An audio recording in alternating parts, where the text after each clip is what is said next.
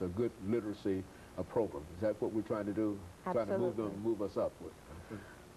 The division I work in is the Office of Early Learning, and it houses Even Start, which is my program. We have Head Start with Janet Coscarelli. We have School-Based Support Services with Jan Bushing, and we have Connie Cascia, who is the pre-K director. All of these components are crucial, and they are all doing well. Some of us are doing better than others simply because of the funding crunch.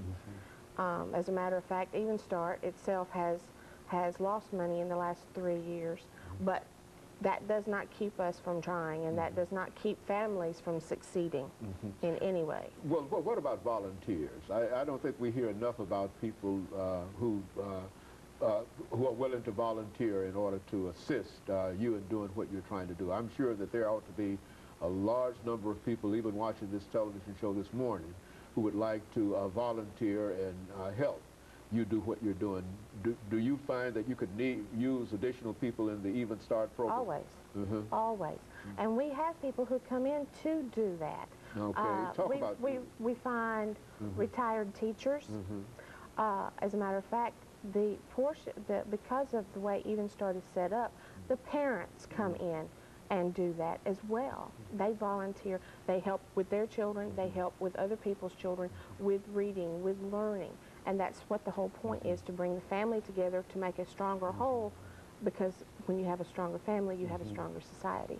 And so, Mr. Herman, you say that the state of Tennessee is really on the move over the last 5 minutes that we have in terms of trying to improve literacy throughout the state. Yes, absolutely. I think that you'll see big changes very quickly here about what's happening. In fact, we just changed all our reading, well, all of our standards are changing, and they're part of the Achieve model that Tennessee has adopted, and they've really been upgraded. There's huge changes, and I think that's going to make a difference, and we're doing a lot of training with teachers and districts so that they understand what we've done and so that they can implement it. Also, we provide things like, this was made by Tennessee teachers for Tennessee, and we send these out. They're on the website. They can access them without any trouble, and we explain in there exactly how we're looking at it, and it doesn't mean they have to follow it exactly, but it gives them ideas, and that's what we're trying to do,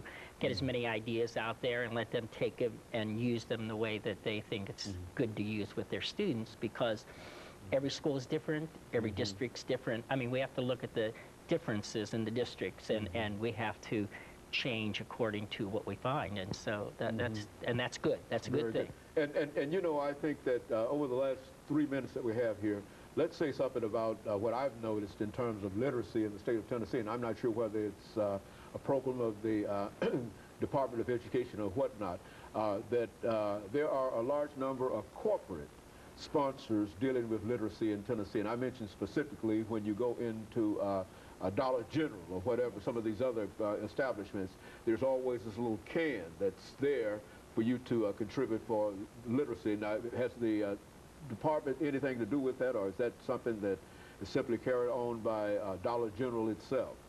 Dollar General mainly handles that, and they have their own person to do that, but we certainly always recommend schools and teachers to write a proposal for Dollar General, and they're very good at that. Also, I'm working with Cracker Barrel, and it's a rocking reader program, and they will donate books and 2 of their rocking chairs and a bookcase to the schools, and then this is where the volunteers come in. The volunteers come in and read one-on-one with the students, and it's very successful, and they've just launched that this year, and it's really moving along. So I do think corporate sponsors is very important, and we need to be out there looking. So you would encourage those corporate sponsors that might be looking on today, that instead of complaining about the lack of literacy in the state of Tennessee, that there's something that they can do in spite of the fact.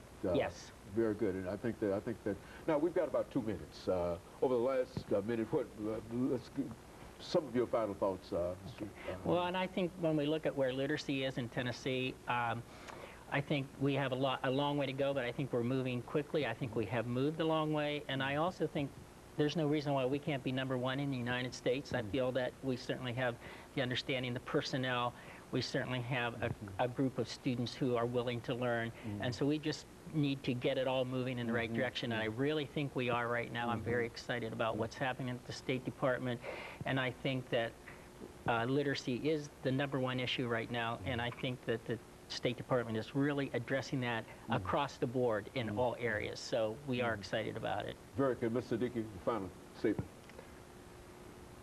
Literacy is the foundation for everything. You can't do math, you can't do science, you can't do social studies.